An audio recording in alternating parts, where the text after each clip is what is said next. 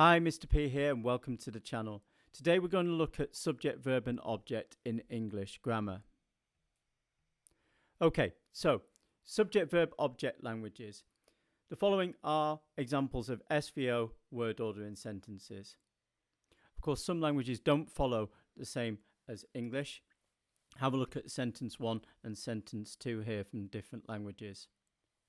Some are object, verb, subject, like tabati. Some are verb, object, subject, such as Fijian.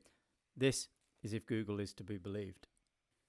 So what do we mean by subject of a sentence? Well, this is the noun or pronoun that is doing or being something. So, for example, the man walked his dog. The cricket match is the subject, was won by Australia. Jakarta is the capital of Indonesia. In each of those examples in red, they are the subjects of those sentences. And what is the verb? Simply put, the verb in the sentence are the actions or the doing words. So, the man walked his dog. The cricket match was won by Australia. Jakarta is the capital of Indonesia. And what about the object? Well, the object in a sentence is the thing or person who received the action of a verb. So, the man walked his dog. The cricket match was won by Australia. Jakarta is the capital of Indonesia. In the purple there are the objects of the sentences. So now, over to you.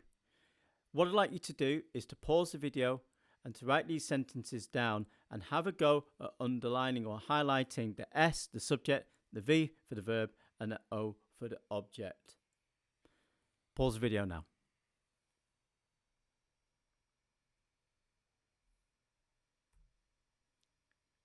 Okay.